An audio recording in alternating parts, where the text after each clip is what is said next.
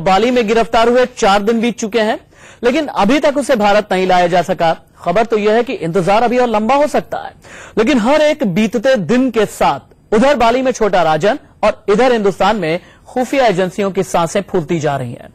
राजन को डर है कि उसका जानी दुश्मन दाऊद इब्राहिम कहीं बाली में ही उसका काम तमाम न कर दे, तो भारतीय खुफिया एजेंसियां इस फिक्र में है कि छोटा राजन के सीने में छिपे बड़े राज हिंदुस्तान से पहले आईएसआई के सामने फाश न हो जाएं, क्योंकि अगर ऐसा हुआ तो अपनी सरजमी पर दाऊद को पाल रहा पाकिस्तान फौरन पैतरा बदल लेगा, और अगर ऐसा हुआ तो डर है कि भारत का मिशन दाऊद कहीं मिशन इम्पॉसिबल न बन जाए।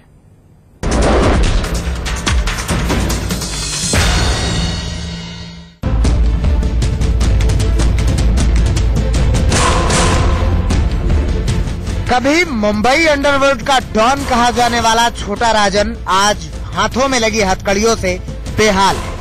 सूट बूट और टाई का शौकीन छोटा राजन जेल के कपड़ों में है। चारों ओर से पुलिस वालों से घिरा होने के बावजूद उसे डर है कि बाली में दाऊद उसकी जान ले लेगा।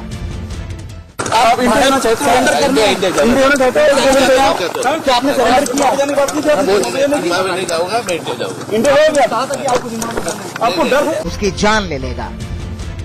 आप इंडिया होना चाहते हैं, सरेंडर करना है, इंडिया होना चाहते हैं, क्या आपने सरेंडर किया? मैं नहीं जाऊंगा, मैं इंडिया जाऊंगा। इंडिया हो गया, आपको डर है, ये बताइए हमको, दाऊद से डर है, ये बताइए कि आपने सरेंडर किया है? छोटा राजन को पहले से किडनी की बीमारी थी। सूत्रों से खबर है कि 2 साल पहले उसकी बाईपास सर्जरी भी हो चुकी है। उसकी खराब सेहत के चलते ही इस बात के भी कयास लगाए जा रहे थे कि उसने सरेंडर किया है, लेकिन मीडिया कैमरों के सामने छोटा राजन ने इस बात को नकार दिया। क्या आपने सरेंडर नहीं किया? 25 अक्टूबर को इंडोनेशिया के बाली एयरपोर्ट पर गिरफ्तार होने के बाद छोटा राजन को इस हाई सिक्योरिटी जेल में रखा गया है, जहां पुलिस उससे लगातार पूछताछ कर रही है। ये जो आप हवाला देख रहे हैं, ये एक हाई सिक्योरिटी प्रिजन है जो कि पुलिस मुख्यालय बाली के अंदर ही है। इसी के अंदर छोटा राजन कैद है और उसे 6 घंटे की इंटरोगेशन के बाद अभी यहाँ पर लाया गया है। छोटा राजन ने यह भी कंप्लेन की है कि उसकी हालत यहाँ पर ठीक नहीं है। कल उसे अस्पताल ले जाया गया था, लेकिन आज उसे अस्पताल नहीं ले जाया गया, महज एक लंबी पूछताछ हुई। इधर सीबीआई छोटा राजन को जल्द से जल्द भारत वापस लाने के लिए माथापच्ची में जुटी है। प्रत्यर्पण की औपचारिकताएं पूरी करने के लिए राजन पर भारत में दर्ज 70 से ज्यादा मामलों का पूरा डॉसियर तैयार किया जा रहा है। सूत्रों का कहना है कि राजन को भारत लाने में अभी करीब 2 से 3 हफ्तों का वक्त लग सकता है। रिपोर्ट आ रही है, मुझे लगता है कि जल्दी वो भारत वापस आएगा, और सबसे पहले क्योंकि मुंबई पुलिस ने उसकी जो मांग की है और सबसे ज्यादा अपराध भी वहीं पर है, तो मुझको लगता है मुंबई पुलिस को मिल जाएगा। ऐसा नहीं कह सकते कि उसको खतरा नहीं है, और इस तरह लिए उनको पूर्ण सुरक्षा की जिम्मेदारी हमारी लोगों की है। लेकिन अंदर खाने की खबर यह है कि छोटा राजन को भारत लाने में हो रही इसी देरी से खुफिया एजेंसियों की हवाइयां उड़ी हुई हैं। एजेंसियों को शक है कि कहीं इस दौरान आईएसआई वो सारे राज पता न कर ले जो दाऊद के बारे में छोटा राजन के पास हैं। इससे दाऊद को नेस्तनाबूद करने की भारत की रणनीति एक बार फिर झटका खा सकती है। अब देखिए क्या उनसे क्या सूचना मिल सकती है। अगर मिले तो अच्छी बात है, लेकिन अगर दाऊद तक पहुंचने में कोई सहायता हो जाए तो अच्छी बात है। सूत्रों से खबर है कि किसी भी तरह की आशंका टालने के लिए सीबीआई टीम उसे विशेष विमान से भारत लाने की तैयारी में है, लेकिन इसमें अभी वक्त है। और उधर बाली में छोटा राजन पर एक घंटा भारी पड़ रहा है। दीपक चौरसिया, बाली, इंडिया न्यूज। मुंबई पुलिस सूत्रों के हवाले से खबर यह भी है कि हिंदुस्तान से लेकर के सिंगापुर तक 5000 करोड़ की प्रॉपर्टी है छोटा राजन की। छोटा राजन के ऐसे ही कई बड़े राज हैं जिनके बारे में इंडिया न्यूज भी लगातार तफ्तीश कर रहा है। मेरे 2 सहयोगी मेरे साथ में जुड़े हुए हैं, सीधे हम उन्हीं का रुख कर लेते हैं। राजेश कुमार मुंबई से लाइव, राकेश कुमार सिंह दिल्ली से लाइव है। राजेश कुमार के पास पहला सवाल मेरा होगा। राजेश, मुझे ये बताइएगा कि मुंबई पुलिस को जो केंद्र को डॉजियर छोटा राजन के खिलाफ सौंपना है, डीसीपी धनंजय कुलकर्णी का यह कहना है कि 70 से 72 केसेस हैं, लेकिन डॉजियर तैयार करने में मुंबई पुलिस को आखिरकार देर क्यों हो रही है और इस डॉजियर के संबंध में, डॉक्यूमेंटेशन के संबंध में अभी का ताजा अपडेट क्या है? देखिए, आज दोपहर में ही मुंबई पुलिस का एक मुंबई पुलिस के एक आला अफसर जो है वो दिल्ली रवाना हो चुके हैं, डॉजियर लेकर रवाना हो चुके हैं, जिसमें 72 केसेस जो हैं पूरे महाराष्ट्र में जो राजन के खिलाफ दर्ज है उसका पूरा ब्यौरा है। और आपको यहां तक बता दें कि उस डॉजियर है उसका अंग्रेजी से इंडोनेशियाई भाषा में उसका ट्रांसलेशन भी किया गया है, ताकि जब ये डॉजियर इंडोनेशिया भेजा जाएगा, जब राजन का प्रत्यर्पण किया जाएगा, तब इंडोनेशियाई सरकार को कोई दिक्कत न हो उसके खिलाफ मामलों को समझने में। 72 मामले हैं राशिद, उसमें 20 से ज्यादा मामले जो है वो मकोका के तहत दर्ज है और एक मामला पोटा के तहत दर्ज है। कई हत्या के मामले हैं राजन के खिलाफ, हफ्ता वसूली के मामले हैं, गैरकानूनी हथियारों के सप्लाई के मामले हैं। तो तमाम जो मामले उसके खिलाफ है उसका डॉजियर बना के मुंबई पुलिस का एक बड़ा अधिकारी जो है वो दिल्ली पहुंच चुका है और गृह मंत्रालय को डॉजियर जो है वो आज सौंपा जाएगा। ठीक है राजेश, आप रहिए मेरे साथ में, आपके पास दोबारा लौट करके आऊंगा। राकेश कुमार सिंह आपके पास भी आता हूं, लेकिन उससे पहले इंडोनेशिया से छोटा राजन का प्रत्यर्पण होगा यानी एक्सट्रेडिशन, या उसे डिपोर्ट किया जाएगा, इसे लेकर के भी कुछ तकनीकी पेच है। देखिए इंडिया न्यूज के एडिटर इन चीफ दीपक चौरसिया की यह रिपोर्ट। उसे यहाँ हथकड़ियों में रखा जा रहा है, जिसके कारण वो काफी असहज महसूस कर रहा है। पुलिस के कई सारे लोग यहाँ पर लगातार पहरा दे रहे हैं और बाली पुलिस मुख्यालय में सुरक्षा कड़ी कर दी गई है। लेकिन सबसे बड़ा सवाल अभी तक यही खड़ा होता है कि इंडोनेशिया में छोटा राजन के खिलाफ कोई केस दर्ज नहीं है। ऐसे में बाली की पुलिस आगे क्या करेगी? उसे पकड़ा गया है इंटरपोल के रेड कॉर्नर नोटिस के आधार पर। इसीलिए अब सीबीआई की टीम का इंतजार है कि सीबीआई की टीम यहाँ पर आए और उसे डिपोर्ट करे या फिर उसका एक्सट्रेडिशन करे।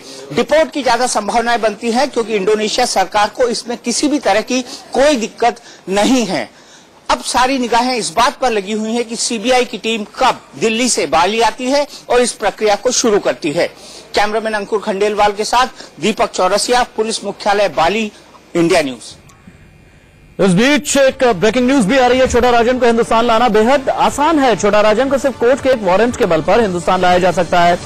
इसी साल भारत और इंडोनेशिया के बीच अगस्त में संधि हुई थी, जिसके जरिए छोटा राजन के प्रत्यर्पण के लिए सिर्फ कोर्ट का वारंट ही चाहिए। मेरे सहयोगी राकेश कुमार सिंह मेरे साथ मौजूद है इस वक्त दिल्ली से लाइव। राकेश, बहुत ही आसान शब्दों में समझाइएगा मेरे दर्शकों को कि एक्सट्रेडिशन क्या होता है और डिपोर्ट क्या होता है, ताकि हम समझ पाए कि जो सवाल उठा रहे थे हमारे एडिटर इन चीफ दीपक चौरसिया की एक्सट्राडाइट भी किया जा सकता है, डिपोर्ट भी किया जा सकता है, दोनों के बीच अंतर क्या है तकनीकी तौर पर, आसान शब्दों में?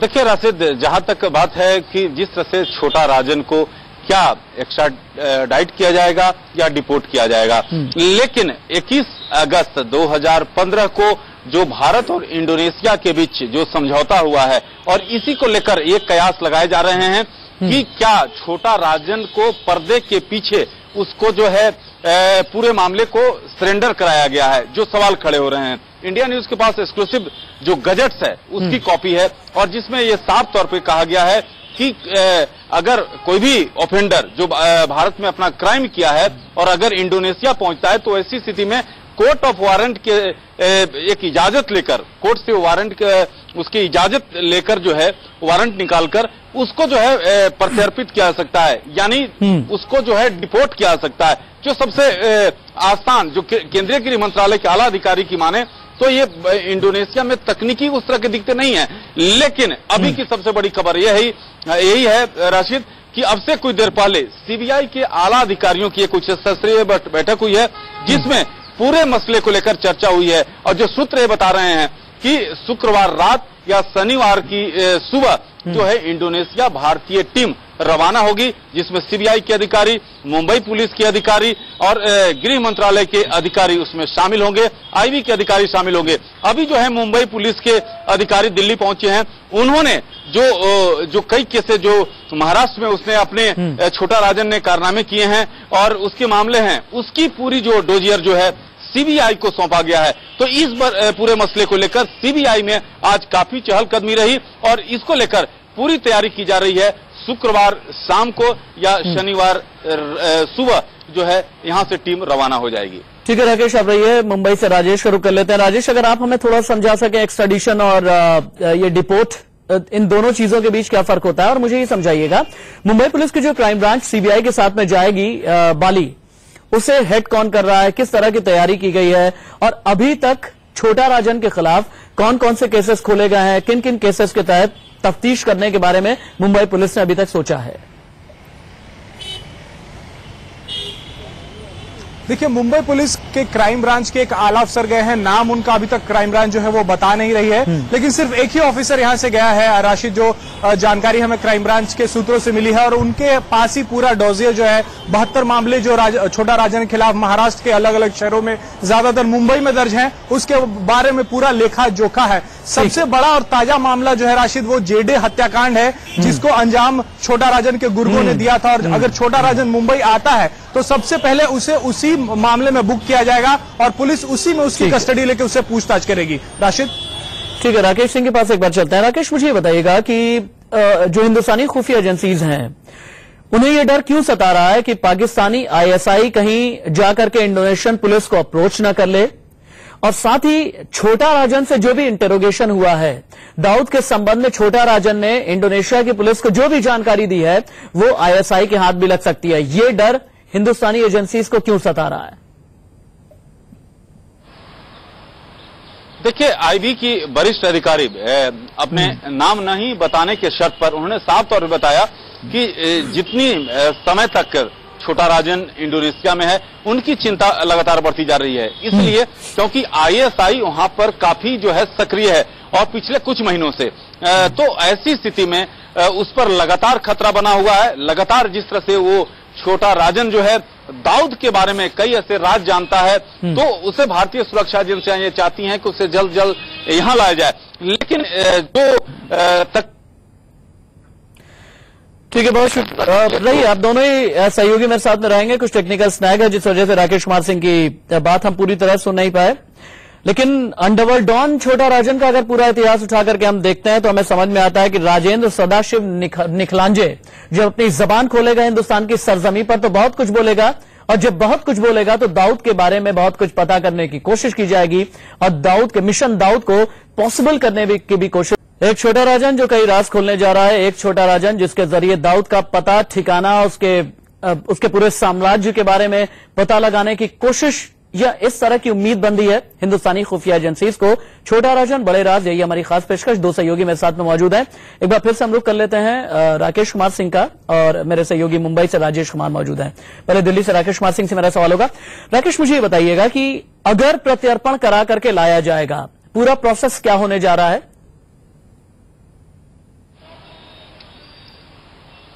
देखिए राशिद, जहां तक आपने पूछा था कि प्रत्यर्पण, खासकर जो जिस तरह से डिपोर्ट और किस तरह से अंतर क्या होता है, तो जो अगर जहां तक रिपाट्रिएट की बात है तो उसमें ट्रीटी होती है, संधि होती है दो देशों के बीच में, और उसमें लीगल जो है फ्रेमवर्क होता है। उसके तहत अगर मान लिया कि कोई, जिस तरह से आपने देखा था कि अबू सलेम के मामले में जिस तरह से पुर्तगाल के साथ जो पूरी मामला को लेकर उसने कई सवाल खड़े किए थे, उसके कोर्ट से एक बाकायदा कोर्ट ने अपनी ओर से पूरी जो फैसला दिया था, उसके बाद उसे रिपेट्रिएट किया गया था। लेकिन जहां तक बात डिपोर्ट की बात किया जाए तो राशिद, डिपोर्ट में होता है कि ऑफेंडर है, अगर किसी देश का ऑफेंडर है तो उस देश को डिपोर्ट किया जा सकता है। जी राशिद। ठीक है राकेश, राजेश, आप दोनों रहिए हमारे साथ में। बहुत आसान शब्दों में ब्रेक पर जाने से पहले मैं एक बार समझा देना चाहूंगा। डिपोर्ट का मतलब यह है कि कोई देश किसी का भी निकाल सकता है, निकाला दे सकता है अपने देश से, अगर वो कोई फॉरेनर है। और प्रत्यर्पण का मतलब यह हो गया कि लीगल तरीके से, कानूनी तरीके से अगर कोई कन्विक्टेड है तो उसे एक देश दूसरे देश को सौंपता है। वक्त ब्रेक का हो चला है, कहीं मत सकता मुंबई से लाइव।